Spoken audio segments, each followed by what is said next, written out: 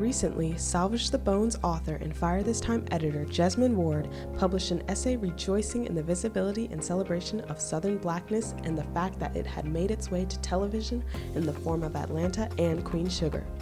Ward is a Mississippian who drank in the words of Zora Neale Hurston and Alice Walker because they spoke to her existence, and she, like so many other Black Southern artists and writers, owes a debt of gratitude to Hurston.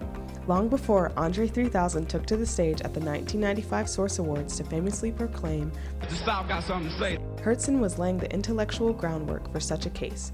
The author of 4 novels, including the now beloved and celebrated Their Eyes Were Watching God and the autobiography Dust Tracks on a Road, was dismissed as a Southern bumpkin by her male contemporaries, including Richard Wright, Sterling A. Brown, Ralph Ellison, and Alan Locke. Even Langston Hughes, who co-founded Fire magazine with her and Wallace Thurman in 1926, called her an outrageous woman. Wright, in particular, derided her style and voice as minstrel technique.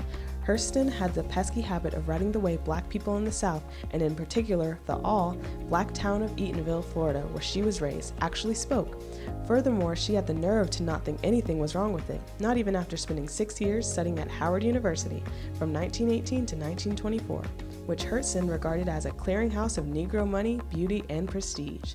While she was a student there, Hurston founded the Hilltop, Howard's student-run newspaper. As a folklorist, Hurston is a part of a literary tradition that shares its ethos with the blues and with contemporary musical acts, such as Alabama Shakes, the Carolina Chocolate Drops, and Outkast. You can draw lines from Hurston's earnest interest in hoodoo to Beyoncé's embrace of all things Southern Gothic and lemonade. The long-standing divide between Northern and Southern Black people, metropolitan versus agrarian, is one that repeatedly informs our history and culture, even the Civil Rights Movement. It was Walker who in 1975 brought Hurston out of the American literary hinterlands with Looking for Zora, her essay published in Miss Magazine.